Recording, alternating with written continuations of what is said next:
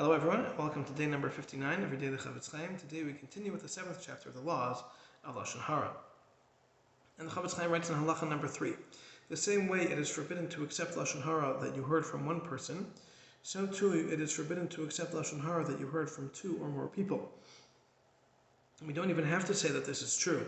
If the speakers become Rishaim through what they said, meaning that they are labeled as halachically wicked people, which the Chofetz Chaim explains it would be in a scenario when the speakers could not have possibly had any kind of positive intention with what they've said. And how can we believe the report of Rishaim, these halachically wicked people, to go against a person who until now had a status quo of not being a sinner, the Cheskes Kashrus? So if you're dealing with people who we know have violated the sin of Lashon Hara, and they were considered Rishaim because of that, they can certainly not be believed to remove somebody from their Cheskes Kashrus, their status quo of not having sinned, and therefore they are not to be believed. And as the Chofetz Chaim continues to explain, someone who is suspect of speaking Lashon Hara, as we know these people just did, they're also suspect to lie or to change information or to exaggerate information. And why does it help that they are two people? The same would be true if it was one person or 100 people. If a group of wicked people is no more believable than a single wicked person. And therefore, even if what they were saying is true, it doesn't make a difference. We certainly are not to believe them.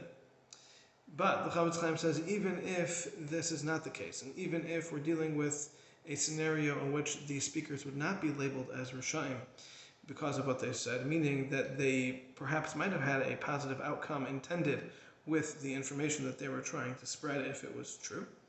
Nevertheless, you're still not allowed to believe them, and the reason for this is because in order for two people to be believed as witnesses, they need to be testifying in Beis Din, in the Jewish court.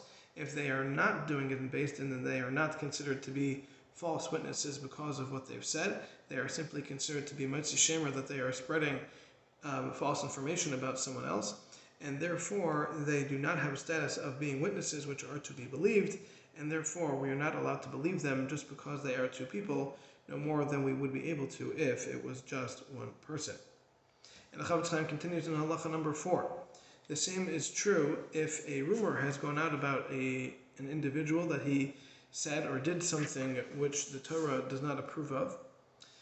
We are not to believe this rumor that is going around, and this does not matter if it's a severe sin that was violated or a lighter sin. Either way, it doesn't make a difference. We're not allowed to believe this rumor, although we are, as always, allowed to be concerned that it might be true for the purpose of protecting ourselves, and we can inquire about it and find out as best we can, but certainly until we find out that the information is true, we are not allowed to believe it at all.